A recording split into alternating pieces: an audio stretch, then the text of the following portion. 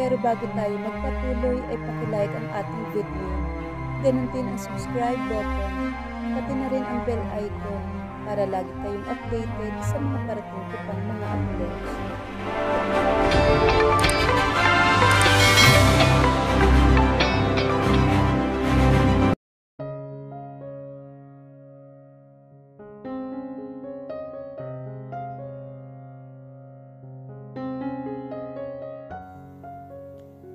Nagtungo sila sa kusina. Hindi na niya ginising si Lexa dahil ayaw na rin ni Adam. Hayaan na raw munang magpahinga ito. Pumayag naman siya kahit miss na niya ang anak at kahit gustong gusto na niya itong makausap. Ang mabuti pa, umuwi na muna kaya ako. Babalik na lang ako bukas ng umaga. Magluluto ako ng pesto. Paborito mo yun, hindi ba? Nakangiting nilingon niya ito. Nasa harap na ito ng ref at isa-isang nailalabas ang mga gagamitin nito sa pagluluto. Bumuntong hininga naman siya. Alam niya kung ano ang ginagawa nito. Gusto nitong mas magtagal pa siya dito sa penthouse nito. Nais niya rin naman na para mamulatan siya ng anak. Ang kaso iniisip niya ang daddy niya. Hahanapin siya nito. Panigurado siya. Sinabi niya naman kung saan siya pupunta. Pero hindi niya sinabi na hindi siya uuwi ngayong gabi. Tiyak na mag-aalala iyon. Kanina nga lang halos ayaw siyang paalisin nito. Wag na. Kailangan ko na rin namang umuwi. Malamang nahahanapin na ako ni daddy. Bukas na lang ako babalik dito. Bumili ako ng bagong herbs. Lalagyan ko ang pesto. Ani naman ni Adam na hindi pinapansin ang sinasabi niya. Adam, Anthony, mariing putol nito sa kanya. Pwede bang bumalik na tayo bilang si Anthony at si Camila? Patuloy pa rin ito sa ginagawa at hindi tumitingin sa kanya. Marahan naman siyang umiling rito. Wala na si Camila at si Anthony. Adam, doon ito huminto sa ginagawa at bumaling ito sa kanya. Pero nandyan si Axel at si Lexa. Paano sila? Mariin siyang napapikit sa pagpipigil ng inis. Huwag mong idamay ang mga bata rito, Adam. Huwag inaamay. Anito at malakas na isinara ang pintuan ng ref. Damay sila. Whether we like it or not. At kaninong kasalanan? Sa akin ba? Gigil ngunit pinilit niyang hindi magtaas ng boses. Ayaw niyang magising ang anak at marinig na nagtatalo sila ni Adam. Okay, fine. It was my fault. Pero Laura, may mga anak tayo. Nang dahil ba sa galit mo sa akin, magpapaka-selfish ka ba? At hahayaan mo na lang silang mawala ng kumpletong pamilya? Hindi siya nakasagot sa tanong nito. Selfish nga ba siya? Itinatama niya lang ang mali. Hindi niya rin naman tatalikuran ang mga anak niya. Siya pa rin ang ina ng mga ito. Kahit anong mangyari at hindi mababawasan ang pagmamahal niya para sa mga anak niya. Look, naging masaya naman tayo, hindi ba? Naging masaya ka. Hindi mo ba kayang kalimutan na lang ang lahat at mag-umpisa tayo muli? Masuyong tanong naman ni Adam. Asawa ako ng kapatid mo. Sa mata nga ng Diyos at ng... Fuck them all. Anong pakialam ko sa sasabihin ng iba? Mas importante pa ba sila kaysa sa mga anak mo? Hindi mo ako naiintindihan, Adam. Ikaw ang hindi nakakaintindi, Laura. Ikaw ang ayong umitindi at tumanggap na kahit kailan hindi na kayo magkakabalikan pa ni Alonzo. Kasal na siya sa kapatid mo. Hindi valid ang kasal nila, alam mo yan. Ako ang unang pinakasalan. Wake up! Kahit ikaw ang unang pinakasalan ni Alonzo, sa tingin mo ba, mahal ka pa rin niya? Pakakasalan niya ba ang kapatid mo kung hindi niya ito mahal? Malakas na sigaw nito sa kanya. Natigilan naman siya. Parang isang malakas na sampal ang mga sinabi ni Adam sa kanya.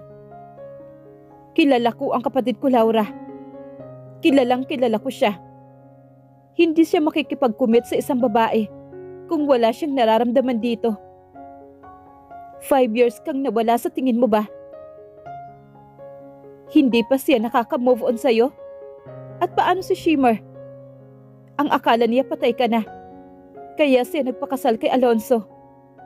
Paano siya, Laura? Naitakip niya ang kamay sa kanyang bibig. Alam niya naman lahat ng iyon. Pilit niya nga lang isinasara ang isip sa mga bagay na iyon. Kasalanan mo itong lahat. Kung hinayaan mo lang sana. Hindi kita kayang tingnan habang nasasaktan.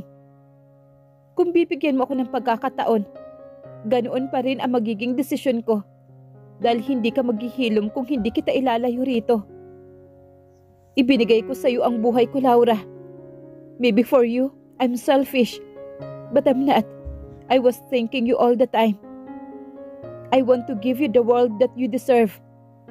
The world that we can both be happy. Humakbang papalapit sa kanya si Adam at niyakap siya. Laura, bumalik na tayo sa mundo natin kung saan tayo masaya. Bulong nito sa kanya. Ipaubaya mo na si Alonso sa kapatid mo. Ako na lang, Laura, please.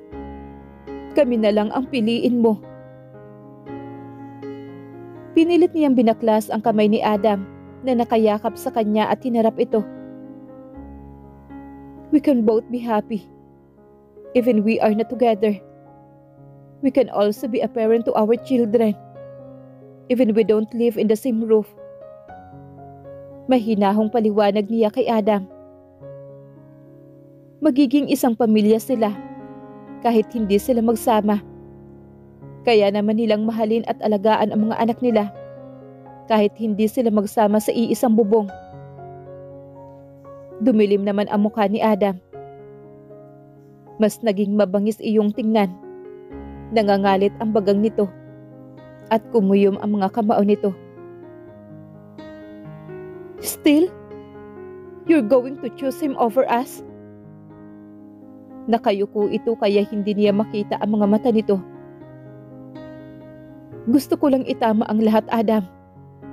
Hindi ito tungkol sa amin ni Alonso. Okay.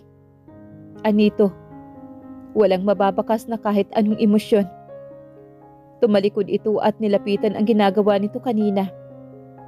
Itinupi nito ang sleeve ng polo nito hanggang siko saka kinuha niya ang shrimp at dinala sa lababo. Okay. Sasabayan na kitang mag-dinner. Pagkatapos uuwi na ako. Aniya dito ngunit hindi ito tumugon sa kanya. Napabuntong hininga na lang siya at naupo sa stool. Pinanood niya ang tahimik na pagluluto ni Adam. Wala silang imikan. Hindi na naman siya kinausap o sinulyapan man lang ni Adam. Hanggang sa matapos ito sa ginagawa nito. Tumayo naman siya at kumuha ng mga plato at kubyertos. Saka inihain sa lamesa. Amoy niya ang malinamnam na amoy ng pesto na niluluto nito. Nakaramdam siya ng gutom. Kanina pa siya walang ayos na kain mula sa hospital. Nalibang kasi siya sa anak dahil sobrang miss na niya ito. Sinalina naman ni Adam ang mga plato nila ng pasta. Lalo siyang nagutom. Tumalikod si Adam at kumuha ng maiinom nila. Habang siya naman ay inumpisahan ng kainin ang niluto ng lalaki. Salamat. Pasasalamat niya nang inilapag nito sa harap niya ang orange juice. Kinuha niya iyon at ininom. Nangangalahati na niya ang baso bago niya inilapag iyon.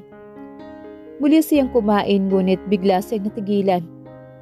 Biglang dumoble ang paningin niya. Ikinurap-kurap niya ang mga mata para mawala ang panlalabo ng paningin niya. Bahagya niyang hinilot ang sentido dahil bigla ang pagsigid ng kirot. Minamasahin niya iyon pero ayaw mawala ng sakit. Nahihilo na rin siya at namimigat ang talukap ng kanyang mga mata. Napatingin naman siya sa juice na ibinigay sa kanya ni Adam. Sumakit lang ang ulo niya nang inumin niya iyon. Bigla ang kaba na lumukob sa kanya. Hindi kaya. Tumingin siya sa kinaroroonan ni Adam. Kanina pero wala na ito sa harapan niya. Napapitlag siya nang hawakan siya nito sa magkabilang balikat at inilapit nito ang bibig sa kanyang tainga. You are mine, Laura. Walang ibang nagmamay-ari sa iyo kundi ako lang. Narinig niyang bulong nito na ikinatindig ng balahibo niya. Pinilit niyang iwaksi ang mga kamay nito at nagpilit tumayo. Pinilit niyang labanan ang pagkahilo at panlalabo ng mga mata. Naglakad siya palabas ng kusina, kahit mabuhay at parang umiikot ang buong paligid niya. Hanggang sa tuluyang bumigay ang mga tuhod niya. Nasalo siya ni Adam. Gusto niyang tumutol pero sobrang hilong-hilo na siya. Hinaplos ni Adam ang pisngi niya at masuyo siyang hinalikan sa labi niya. Dito ka lang. Bulong nito bago nagdilim ang lahat sa paligid niya. Masuyong hinaplos ni Adam ang pisngi ni Laura. Wala na itong malay dahil sa hinalo niyang gamot sa orange juice nito kanina. Binuhat niya si Laura at dinala sa kanyang silid. Inihiga niya ito sa kama at tinabihan sa paghiga nito. Pinagmasdan niya ang maamo nitong mukha na ilang araw na niyang pinangungulilaan. Alam niyang ikagagalit ni Laura ang ginawa niya, ngunit wala na siyang pakialam. Ang mahalaga, nasa kanya na uli si Laura. Hindi niya hahayaan na mawala na naman ito sa kanya. Hindi siya papayag na muli na naman itong babalik sa kapatid niya. Hindi niya nakuha sa pakiusap at pagmamakaawa ito. Kahit pa nga ginamit na niya ang mga anak, pero desidido pa rin itong iwan siya. At hindi siya papayag. He will do everything and anything, even do dirty tactics. Dito ka lang, love. Mabining bulong niya rito at masuyong pinataka ng halik ang mga labi nito. Magagawa niya itong paibigin, kagaya ni Camila. Mamahalin siya ni Laura at yun ang sisiguraduhin niya. Masyado lamang itong naguguluhan sa pagbabalik ng mga alaala nito. Ngunit alam niyang may puwang siya sa puso ni Laura at iyon ang ipapaintindi niya dito. Siya lang ang may kayang pangalagaan ito at mahalin ito. Siya lang. Masakit ang ulo ni Laura na magising siya. Saglit na nagtaka siya kung nasaan siya. Iginala niya ang paningin. Hindi pamilyar sa kanya ang silid na kinaroroonan niya. Marahan siyang bumangon at pinakiramdaman ang sarili. Wala namang ibang masakit sa kanya maliban sa ulo niya. Pilit niyang inaalala ang nangyari. Nag-uusap sila ni Adam at nagtatalo. Hanggang sa hindi na ito kumibo at nagluto na lamang. Kumain siya ng pesto na niluto nito. Wala siyang nararamdaman na kumakain siya ng pesto. Maliban na lang sa uminom siya ng juice na inabot nito sa kanya. Malakas ang hinala niya na may inihalo roon ang lalaki. Bumukas naman ang pintuan at lumambot ang ekspresyon niya nang makitang tumatakbo papalapit sa kanya si Lexa. Nakasuot iyon ng isang puting bestida habang hawak-hawak ang teddy bear nito. Sumampa ito sa kama at dinambas siya ng yakap nito. Mami! Tili naman ito. Mahigpit na gumanti siya ng yakap sa anak. Saglit na nalimot niya ang ginawa ni Adam.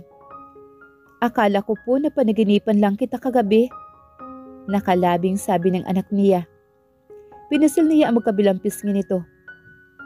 Sobrang namiss mo ba si Mami? Opo. Masayang sagot naman ito kapag Juan ay lumungkot. Pati po si Axel. Don't worry baby. Nakausap ko na ang hospital. Pwede nandito sa bahay manatili si Axel since malapit lang din naman dito sa hospital. Nakangiting sambit naman ni Adam na pumasok sa loob ng silid. Fresh na fresh ito at medyo basa pa ang buhok nito. Let's have breakfast para masundo na natin si Axel.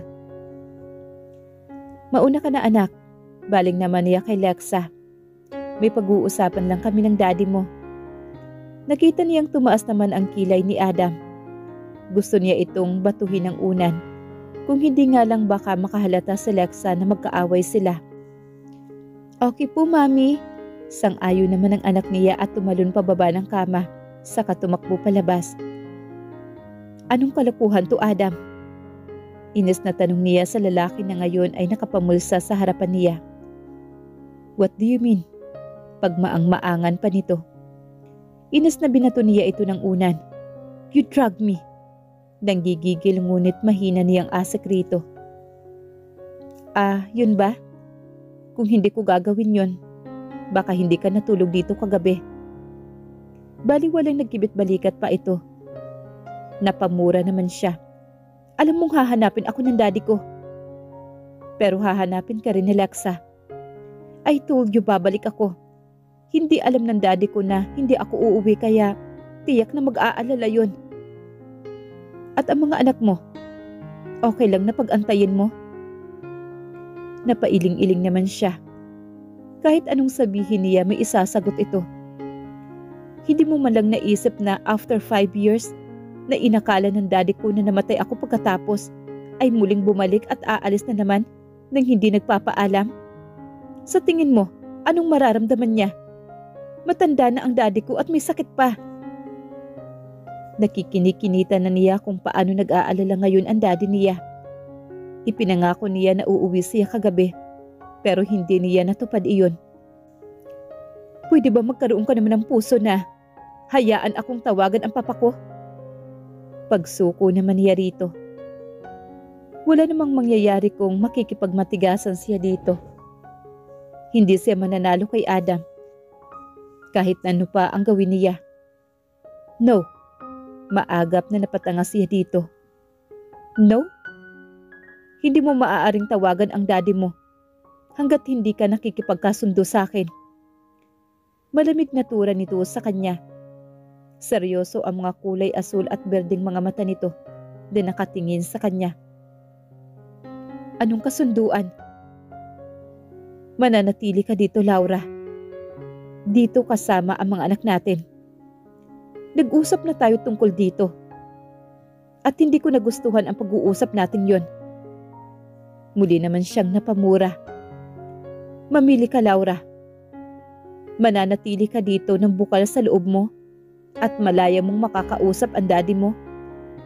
O mas gugustuhin mong sapilitan kitang ilayo muli.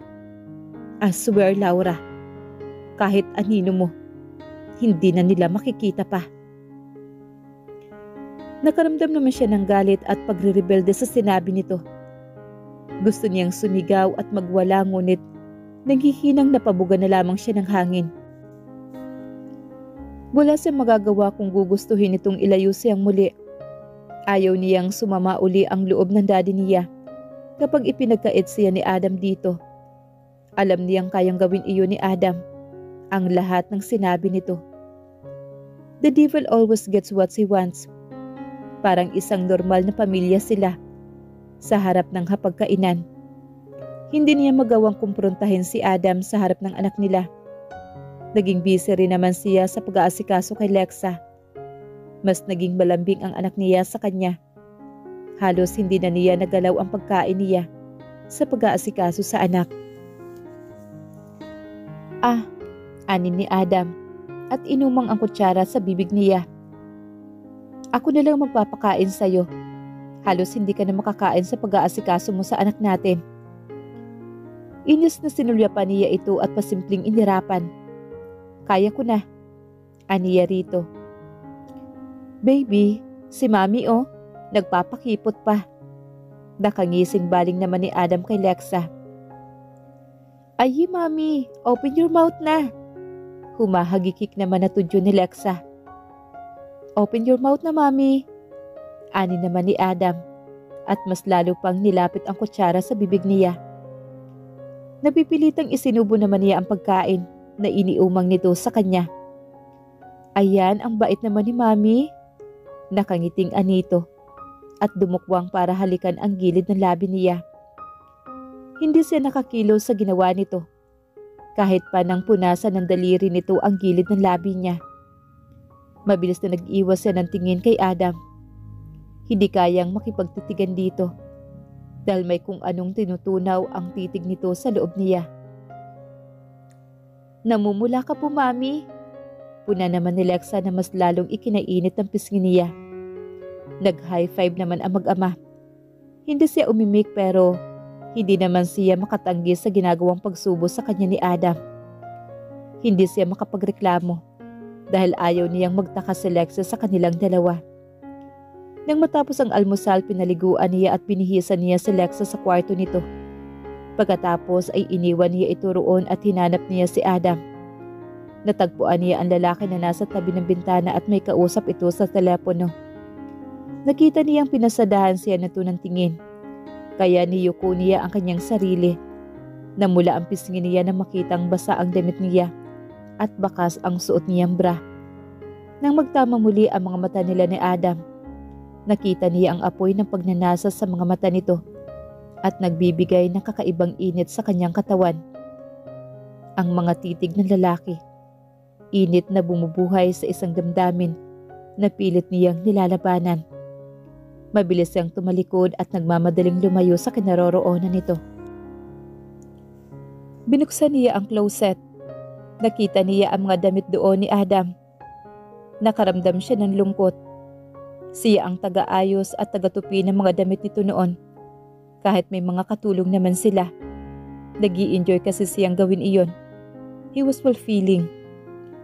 Napabuntun hininga na lang siya. Humugot siya ng isang puting t-shirt na medyo maliit ang size. Hinubad niya ang basang t-shirt para magpalit nang biglang bumukas naman ang pintuan. "Hindi na kayo sasama." Bungad naman ni Adam pagkapasok nito sa kwarto. Bigla naman siyang napatili dahil sa gulat. Mabilis na itinakip niya ang hinubad na damit sa kanyang dibdib para takpan ang kahubdan niya. Saglit naman natigilan si Adam kapag kuwan ay nag-iwas ito ng tingin. "I'm sorry." Anito pero hindi naman lumabas. Nanatili itong nakatayo sa pintuan at nakabiling ang mukha nito. Dali-dali naman siyang nagbihis. Nakaramdam siya ng pagkapahiya. Samantalang noon naman ay baliwala lang kung hubad siya sa harapan nito. Are you done?" Makapal ang tidig na tanong nito. Oo." Lumingon naman si Adam sa kanya. Nagsalubong ang mga mata nila. Ayun na naman ang apoy sa mga mata nito. Nakakarupok. "Ano nga uli yung sinasabi mo?" Para naman uling natauhan at lumunok si Adam at kumurap-kurap ang mga mata nito. Pinunasan pa nito ang bibig gamit ang palad nito. Sabi ko, wag na kayong sumama sa ospital." Nangunot naman ang noo niya sa sinabi nito. "Bakit naman? Ako na lang ang susundo kay Axel. Dito na lang kayo ni Lexa." Natigilan naman siya. Hindi niya alam kung bakit nagbago na naman ang isip ni Adam. "Pwede mong tawagan ang iyong ama, pero hindi ka makakaalis. May mga security na akong pinapunta para magbantay sa pintuan." "Hindi ako preso, Adam." "I know. Pero hindi ka rin malaya." Anito na bumalik na naman ang pagiging seryoso ng mukha nito. "Okay, fine. I really don't have a choice. Do I?" Sarkastikong tanong naman niya dito. Hindi na ito umimik at lumabas na lamang ng silid. Napaupo na lamang siya sa gilid ng kama. Napapikit na lang si Adam ng mariin nang makalabas siya ng master's bedroom. Alam ng Diyos kung gaano niya kagustong halikan ito at angkinin ang asawa niya. Sobra-sobra ang pagpipigil niya na tawirin ang pagitan nila at lamukusin ito ng halik. Pinipigilan lang siya ng pagmamahal niya rito. Ayaw niyang isipin ito na sinasamantala niya ito. Gusto niya kung aangkinin niya ito ay bukal sa loob ni Laura. Gusto niyang tugunin ito ng mga halik niya ng katulad ng dati. May kasamang pagmamahal. Nakaramdam siya ng kirot sa kanyang dibdib. Miss na niya ang asawa niya. Gusto niyang bumalik sila sa dati. Napatingala siya para pigilin ang pamumuo ng mga luha niya. Mahal na mahal niya si Laura at handa siya maghintay kung kailan nito matututunan na mahalin siya. Handa siyang magtiis, magpakababa at kahit gumawa ng masama. Bumuntong hininga siya bago tuloy naglakad papalayo sa silid na kinaroroonan ni Laura. Masakit para sa kanya na parang isang panaginip na lang ang 5 taon naging masaya silang dalawa. Isang panaginip na hirap balikan dahil nagising na sila. Si Mami po, Daddy. Tanong naman ni Axel sa kanya. Nasa bahay na. Inaantay ka na nila ni Lexa. Let's go? Nakangiting tugo naman niya sa anak. Sige po, Daddy. Masiglang tugo naman ito. Kinarga niya ang anak at inilipat sa wheelchair. Ayos na ang mga papel at pumayag na rin ang hospital. Nasa bahay na lang manatili si Lexa. Balak niyang kuhanan ng private nurse ang anak na siyang makakatulong ni Laura sa pag-aalaga dito. Dinala niya ang anak sa parking lot at isinakay sa backseat. Siniguro niyang ayos ang pagkakaupo nito bago siya umikot papunta sa driver's side. Bubuksan na sana niya ang pintuan nang biglang may kumapit sa braso niya. Gulat na napalingon naman siya. Si Nurse Jade. Gulong-gulo ang buhok nito at hawak ang pulit na uniforme. Nurse Jade? Tulungan mo ako, sir. Nanginginig ang boses na pakiusap nito. What happened to you? Takang tanong naman niya at nagpalingon-lingon sa paligid, saka muling bumaling sa babae. Pwede po bang makisakay? Please, sir. Mahigpit na pakiusap nito, sabay hawak sa braso niya. Nurse Jade? Ani naman ni Axel. Daddy, tulungan po natin si Nurse Jade. Pakiusap naman ni Axel. Sir, nanginginig ang boses na wika nito. Pati ang kamay nito ay nanginginig din. Okay, saka hinubad ang jacket niya at ipinalibot dito. Get in. Utos naman niya dito. Thank you, sir. Pasasalamat naman ito at mabilis na pumasok sa loob ng sasakyan. Hindi mo man lang iniisip ang daddy mo? Inatake na naman siya kagabi. Galit na wika ng kanyang teta Melody. Hindi siya nakasagot sa sinabi nito. Inaasahan na niya na magagalit ang tita niya. Hindi niya nakausap ang daddy niya dahil nagpapahinga na raw ito. Wala raw itong tulog kakaabang sa tawag niya. Sinurot naman siya ng konsensya dahil sa narinig niya. Ini-imagine niya ang daddy niya na nakatanaw sa bintana habang inaantay siya nito. I'm sorry. Hinging paumanhin niya rito. Narinig niya naman ang pagbuntong hininga ng tita Melody niya. Tumawag ka mamaya pagkagising ng daddy mo. Anito saka ibinaba na ang telepono. Doon naman tumunog ang doorbell. Tumayo siya para buksan iyon ngunit naunahan na siya ni Lexa. Excited na binuksan nito ang pintuan. Lexa! Mabuway na ani naman ni Axel na nakaupo sa wheelchair nito. Napangiti siya na makitang magkayakap ang dalawa. Upo ka dito. Masiglang aya naman ni Axel sa kapatid, saka umurong para magkasya silang dalawa. Itinulak naman ni Adam ang wheelchair. Nilakihan niya naman ang luwang ng pintuan. Napansin niyang may babaeng nakatayo sa likuran ni Adam. Bahagyang gulong-gulo ang buhok nito. Hindi niya naiwasang pasadahan ito ng tingin. Suot nito ang jacket ni Adam. Napansin ng babae ang pagkakatitig niya dito. Kaya naiilang na yumuko ito. Nakilala mo na siya sa hospital, hindi ba? Ani naman ni Adam. Siya ang magiging personal nurse ni Axel. Good morning po, ma'am. Magalang na bati naman ito. Ayaw man niya pero nakaramdam siya ng inis. Inis dahil sa ayos nito na parang nakipaghalikan muna at naiinis siya dahil suot nito ang jacket ni Adam. Matalim na sinulyapan niya si Adam na nagpataas naman ang kilay nito. Okay, pumasok ka na. Utos naman niya sa babae. Naiilang na pumasok naman ito. Muli pinasadahan niya ng tingin ang nurse na iyon hanggang sa makalagpas sa kanya.